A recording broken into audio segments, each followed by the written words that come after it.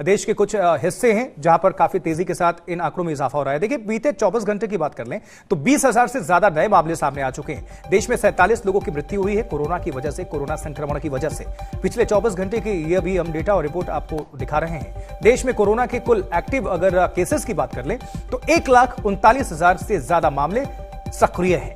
देश में recovery rate की अगर बात कर ले तो वो बहुत बेहतर है, 98.48%। लेकिन कहीं भी लापरवाही बरतने की गुंजाइश नहीं है। बीते 24 घंटे में 16,994 लोग कोरोना से स्वस्थ भी हुए हैं और ये है कोरोना मीटर। देखिए अलग अलग तारीख में किस तरह से कितने केसेस हुए, इन केसेस की संख्या कितनी बढ़ी, ये आपको हम दिखा रहे हैं, आप स्क्रीन पर आप देख सकते हैं। चलिए अब बारी है वक्त अपडेट हासिल करने की और हम सीधा रुख करते हैं अपने सहयोगी का। हमारे साथ हमारे संवाददाता सुशांत मेहरा जुड़ चुके हैं। सुशांत इस वक्त आपको नजर आ रहे हैं टेलीविजन स्क्रीन पर। Sushant, very good evening. सबसे पहले आप ये बता दीजिए कि किस तरह से सरकार ने अपनी तैयारी की है इस कोरोना से निपटने के लिए। दूसरी चीज कि आज से ही बूस्टर डोज की शुरुआत भी हो गई जो कि फ्री में लग रहे हैं, तो किस तरह से अभी अपडेट है आपके पास? देखिए आशुतोष, जिस तरीके से मैं पहले चाहूँगा कि आपका जो दूसरा सवाल है उसका आंसर दूं, क्योंकि आज से देश भर के अंदर जो 18 साल से 59 ईयर्स की जो लोग हैं उन सब के लिए बूस्टर डोज जो है वो सरकारी सेंटर्स पर मुफ्त जो है वो मिलेगी। हालांकि ये जो टीकाकरण है वो तमाम अलग अलग स्टेट्स में राज्य सरकारों की तरफ से पहले से ही मुफ्त दिया जा रहा है। खास तौर पर दिल्ली की अगर बात की जाए तो दिल्ली के अंदर ये तमाम जो टीका है बूस्टर डोज वो तमाम सरकारी सेंटर्स पर फ्री ऑफ कॉस्ट दिया जा रहा है।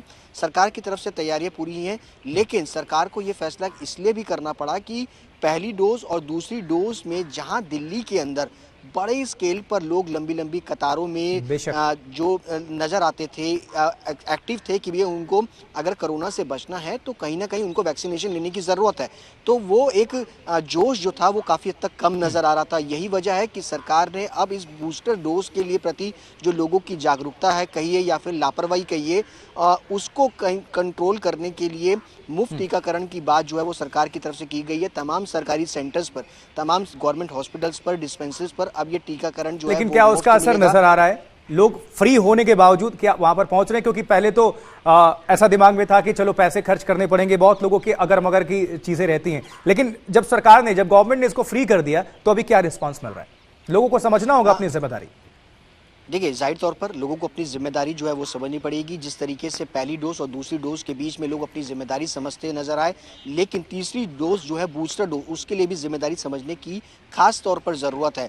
लेकिन आज सरकार ने शुरुआत की है, कल वीकेंड है, शनिवार और इतवार, इस बीच में अगर देखा जाए तो क्योंकि संडे पर ज़्यादातर सेंटर्स के अंदर जो है वो वैक्सीनेशन जो है वो नहीं मिलती, लेकिन इसका रिस्पॉन्स जो है वो ज़्यादातर सोमवार के दिन खास तौर पर नजर आएगा। इसके साथ ही कल शनिवार है, वीकेंड है, तो यहाँ पर भी लोगों को रुझान जो है वो देखने को मिल सकता है, क्योंकि जो गैप भी है उसको भी समझना होगा, क्योंकि पहली डोज और दूसरी डोज के बीच में 9 महीने का गैप जो है वो लिया गया है।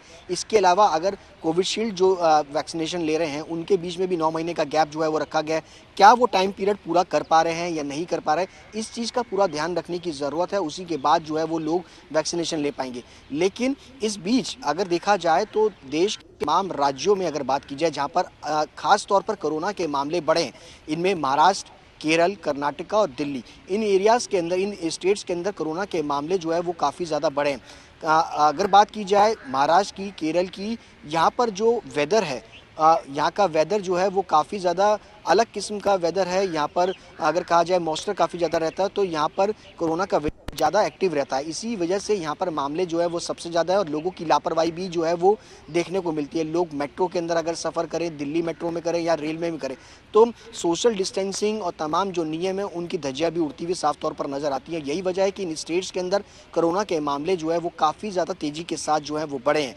वहीं अगर बात की जाए दिल्ली की, तो दिल्ली में कंट्रोल करने के लिए सरकार की तरफ से तमाम कवायदे हैं जो की जा रही हैं और लगातार जारी भी हैं। तमाम जो अस्पताल हैं दिल्ली के, खास तौर पर अगर बात की जाए चाचा नेहरू जो कि Rajiv Gandhi super speciality hospital है, एलएनजेपी, ये दोनों हॉस्पिटल दिल्ली सरकार के कोरोना के डेडिकेटेड अस्पताल हैं।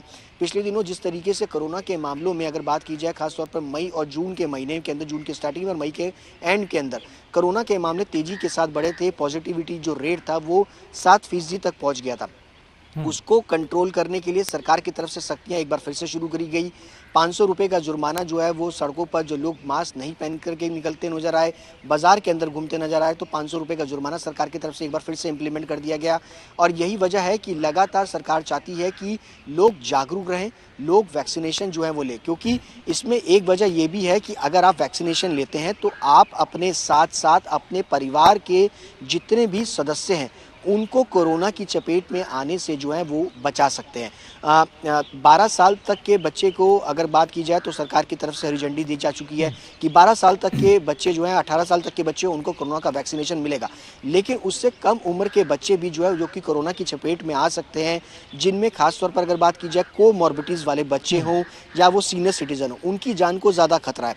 यही वजह है कि अगर आपको कोरोना होता है, बेशक आपने कोरोना का वैक्सीनेशन ले रखा हो, पहला और दूसरा ले लिया हो, तो इस बीच में अगर आप कोरोना पॉजिटिव होते हैं तो आप एक अपने परिवार के सदस्य को, उसकी जान को जोखिम में डाल सकते हैं, जो कि सीनियर सिटीजन हैं या बच्चे हैं, जो कोमॉर्बिडिटीज़ वाले हैं, जिनको शुगर है, हाई ब्लड प्रेशर है, सांस की प्रॉब्लम है, दमे की प्रॉब्लम है, इन तमाम जो मरीज़ हैं उनके लिए जो है वो आप मुसीबत खड़ी कर सकते हैं। तो ज़ाहिर तौर पर लोगों की जागरूकता जो है वो बहुत ज़्यादा ज़रूरी है और लोगों को समझना होगा, लोगों को लापरवाही जो है वो बरतने से रोकना होगा, ताकि इस कोरोना महामारी जैसी लड़ाई से बचा जा सके और लड़ा जा सके।